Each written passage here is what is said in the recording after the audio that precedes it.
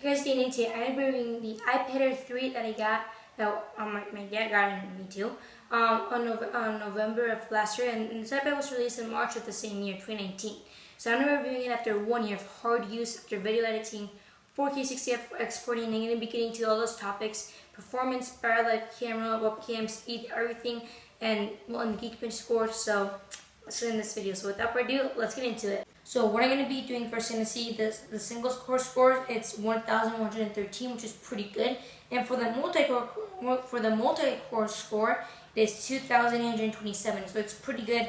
Graphics look pretty good. And the metal score is 5,296. So decent numbers there. It's not the best. It's not the more fastest thing, but it's still pretty good. And it's still decent. And the performance has been pretty nice. Everything is super nice and smooth. As you can see here, everything is nice. 60 Hz screen, so no ProMotion there. And the screen is laminated, so there is no visible air gaps.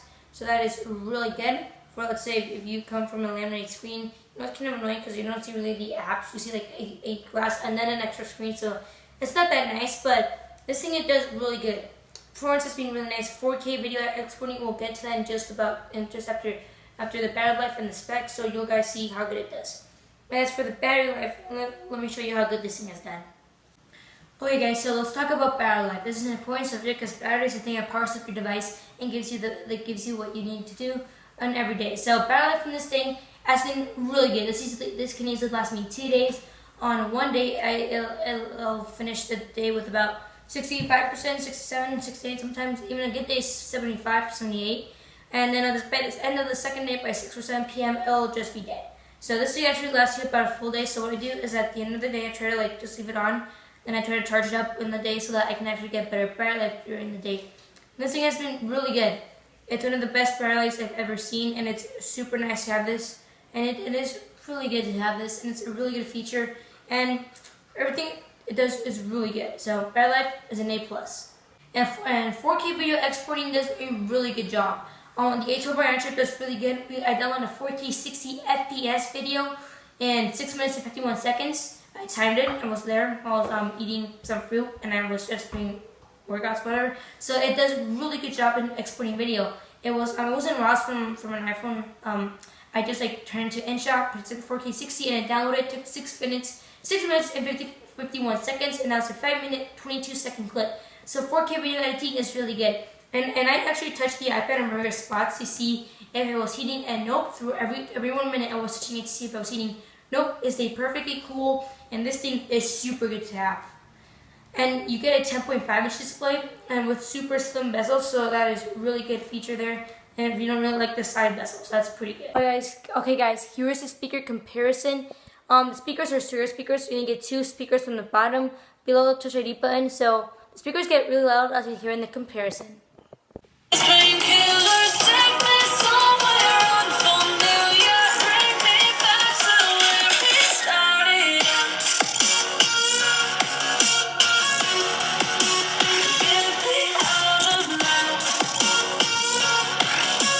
So guys, the speakers are pretty good, and the speakers are stereo speakers, and they are super good to have. And these things get these things get loud.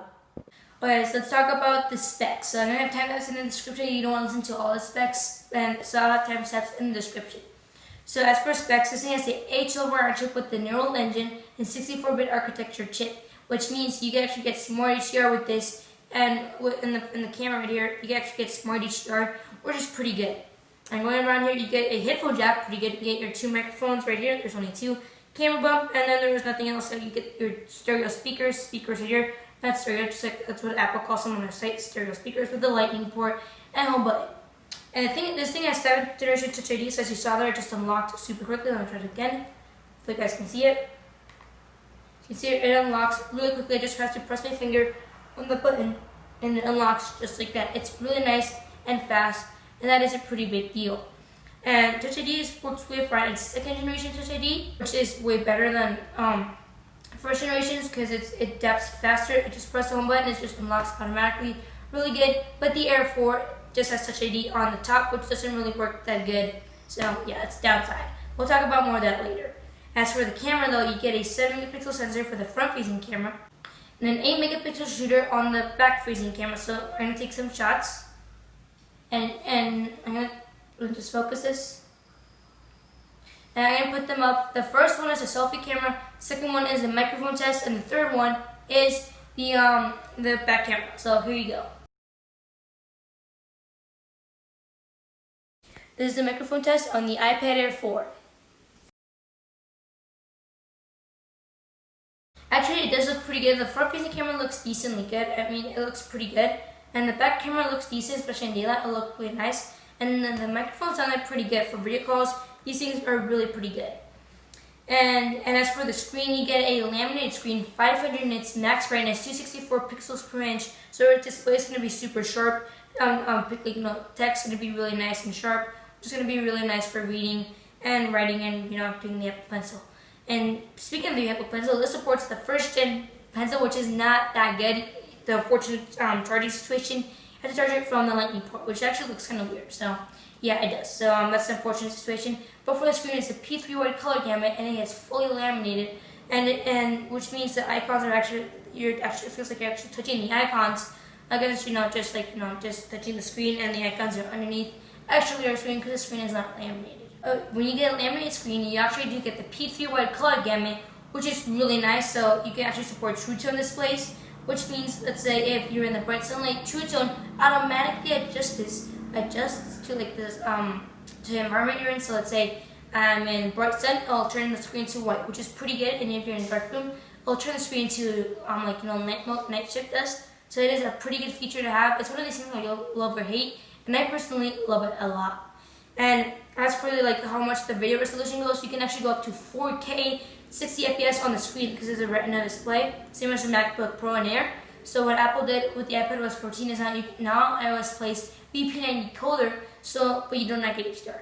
But you get 4K video at 60 frames per second. That's the max. So our Wi-Fi does not support 4K, but it does support 144p. So on a really good day, support 144p. On an average day, I'll get 1080p. On a bad day, I'll get 720p. And that's enough. We have 5 devices in the house. We have an iPhone, 3 iPads, and a MacBook, and another device that I forgot.